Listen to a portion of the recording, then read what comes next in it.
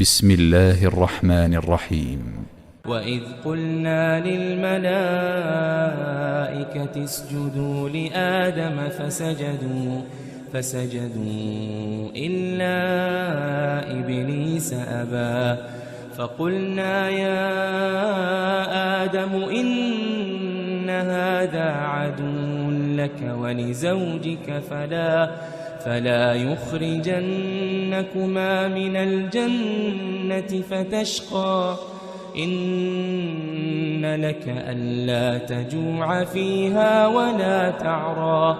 وأنك لا تظمأ فيها ولا تضحى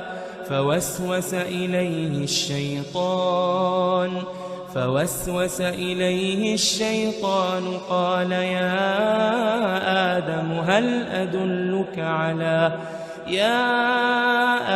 هل أدلك على شجرة الخلد وملك لا يبلى فأكلا منها فبدت لهما سوآتهما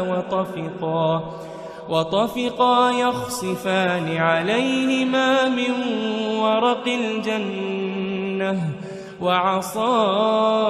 آدم ربه فغوى ثم اجتباه ربه فتاب عليه وهداه قال اهبطا منها جميعا بعضكم لبعض عدو فإما يأتينكم مني هدى فمن اتبع هداي فلا يضل ولا يشقى ومن أعرض عن ذكري فإن له معيشة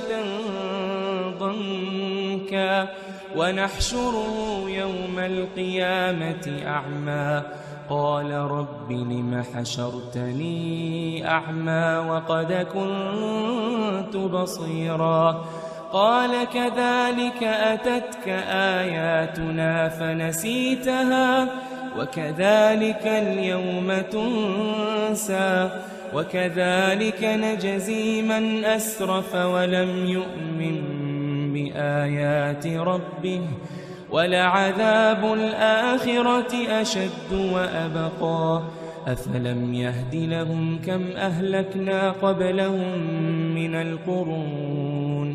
من القرون يمشون في مساكنهم إن في ذلك لآيات لأولي النهى ولولا كلمة سبقت من ربك لكان لزاما وأجل مسمى فاصبر على ما يقولون وسبح بحمد ربك قبل طلوع الشمس وقبل غروبها ومن آناء الليل فسبح وأطراف النهار لعلك ترضى ولا تمدن عينيك إلى ما متعنا به أزواجا منهم زهرة الحياة الدنيا لنفتنهم فيه ورزق ربك خير وأبقى وأمر أهلك بالصلاة واصطبر عليها لا نسألك رزقا نحن نرزقك والعاقبة للتقوى وقالوا لولا يأتينا بآية من ربه أولم تأتهم بينة ما في الصحف الأولى ولو أنا أهلكناهم بعذاب من قبله لقالوا